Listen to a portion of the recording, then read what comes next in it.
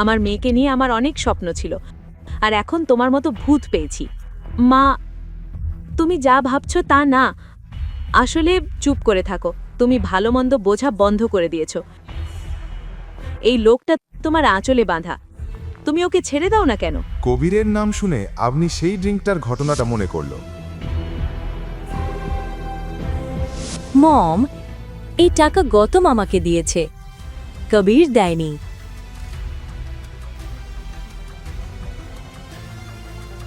আচ্ছা, তাহলে তার কোন বন্ধু এসে এই ভিখারিকে এত টাকা দিল?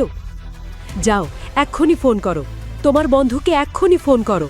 গৌতম ভয়ে চারপাশে তাকাতে লাগল। এদিকে গীতা চিন্তিত চোখে তার দিকে তাকিয়েছিল। গৌতম কি টাকার সত্যিটা বলতে পারবে? কবির কি গৌতমের ওপর প্রতিশোধ নেবে? তোমার বন্ধুকে ফোন করো। আসলে আমার বন্ধু ভ্রমণে আছে, তার অ্যাসিস্ট্যান্ট আমাকে এই চেকটা দিয়েছে। তোমরা বাড়ি গিয়ে পারিবারিক নাটক করো, আমাকে চেকটা দাও। হ্যাঁ, এই নিন চেক।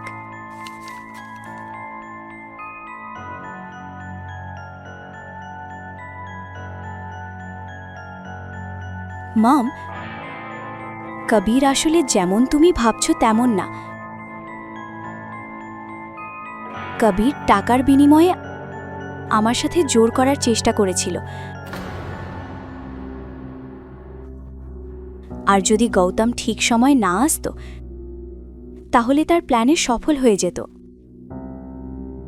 বেটা, তুমি ঠিক আছো তো? গীতা নিজের কানকে বিশ্বাস করতে পারছিল না। তোমার সাথে কিছু হয়নি তো মা? না ড্যাড, আমি এখন ঠিক আছি। তাহলে সবচেয়ে বড় প্রশ্ন হলো, গৌতম এই টাকা কোথা থেকে পেল? যাক, এসব নিয়ে ভাবো না। জীবনে প্রথমবার সে কিছু ভালো কাজ করেছে। এই, তুমি খুব ভালো কাজ করেছো। সে কোথা থেকে চেয়েছে জানি না, আমাদের সবার টাকা দিতে হবে, তাই না?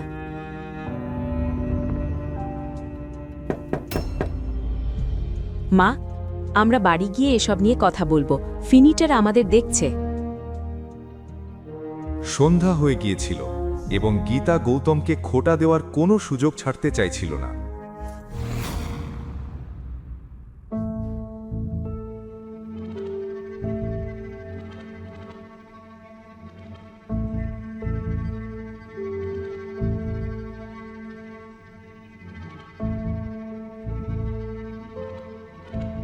এখানে দাঁড়িয়ে থেকো না, আমাকে একটু চা এনে দাও।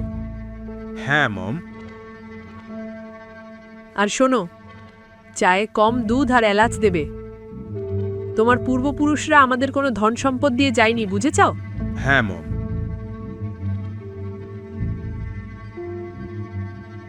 এটা শুনে দীপক নিজের মনেই হেসে ফেলল, কারণ শর্মিলার দাদুকে ব্যবসা শুরু করার জন্য টাকা দিয়েছিলেন দীপকের দাদাই। একসময় সদাশিবমের পূর্বপুরুষরা রাজ পরিবারের চাকর ছিলেন, ঠিক যেমন চিদাম্বরম ছিলেন। দাঁত বের করে হাসছো কেন? আমি জানি দুধের সরটা সব নিজেই খেয়ে নেবে। চা যদি ভালো না হয় তাহলে সেটা কাপের মধ্যে থাকবে না, তোমার গায়ে পড়বে, বুঝেছো? ঠিক আছে। ধন্যবাদ শর্মি, তুমি যে টাকা দিয়েছ তার জন্য। কিন্তু এই টাকাটা দিয়ে কি হবে? এই গৌতম যেখান থেকে এনেছে সেখানেই ফিরিয়ে দিতে হবে। আপাতত শুধু আমাদের গলার ফাঁসটা একটু ঢিলা হয়েছে।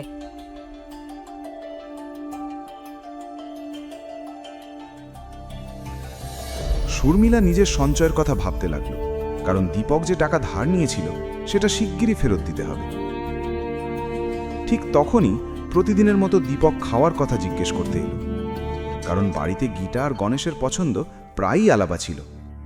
মা, আপাতত আমাদের যা সঞ্চয় আছে সেটাই দিই, বাকি টাকাটা আমি ধীরে ধীরে দীপককে ফিরিয়ে দেব। ঠিক আছে, আগে ওকে জিজ্ঞেস করো, ওর ধনী বন্ধু কি পরে বাকি টাকা নিতে রাজি হবে? কারণ আমাদের কাছে তো মাত্র 5 লাখ আছে। যদি সে রাজি না হয়? ওর কোনো তাড়া নেই, বলেছে ধীরে ধীরে দিলেই চলবে। তাহলে ঠিক আছে, পরে দিলেও চলবে। কিন্তু মা, এই 5 লাখটা কি এখনই দেওয়া উচিত নয়? হ্যাঁ, অবশ্যই। তোমার স্বামীর মতো আমি কারোর উপর বোঝা হতে চাই না।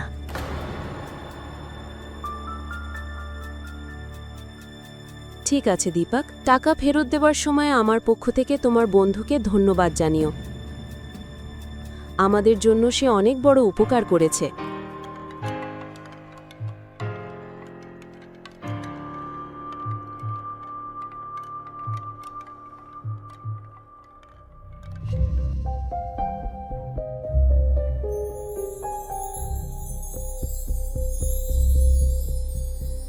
গত 4 বছরে দীপক ঘরের কাজ আর রান্নায় পুরোপুরি দক্ষ হয়ে উঠেছিল।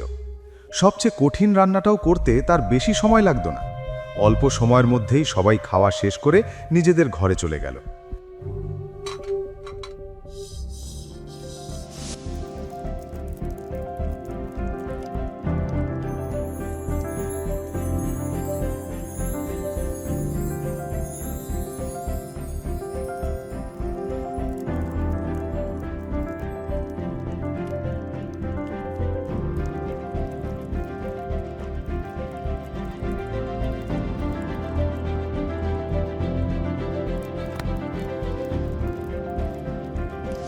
কিন্তু দীপকের কাজ তখনও শেষ হয়নি।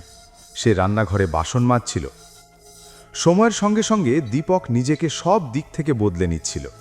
বাসন মাজতে মাজতেই হঠাৎ শর্মিলার মুখটা তার মনে ভেসে উঠল। আজ প্রথমবার শর্মিলার চোখে নিজের জন্য সম্মান দেখেছিল সে। সেই কথা ভেবে হাসছিল। এমন সময় তার ফোন বেজে উঠল। দুঃখিত স্যার, আপনাকে কি বিরক্ত করলাম? অ্যাপয়েন্টমেন্ট লেটারে আপনার সই দরকার। কাল কখন আসবেন? আমি কাল সকালে অফিসে আসব। ঠিক আছে স্যার। এত রাতে কার সঙ্গে ফোনে কথা বলছো? ওটা ক্রেডিট কার্ডের লোকজন সবসময় ফোন করে বিরক্ত করে। আমিও বিরক্ত হয়ে যাচ্ছি।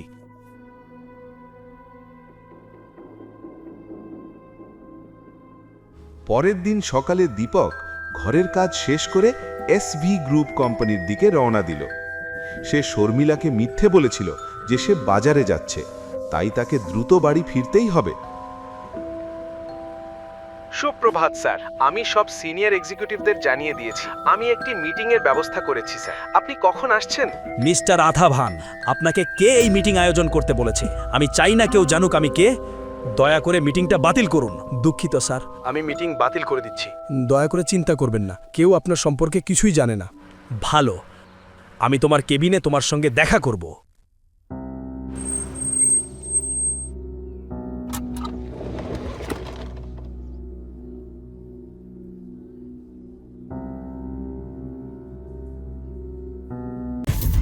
গল্পের বাকি অংশ জানতে দেখুন পরের এপিসোড শুধু পকেট এফএম-এর ইউটিউব চ্যানেলে।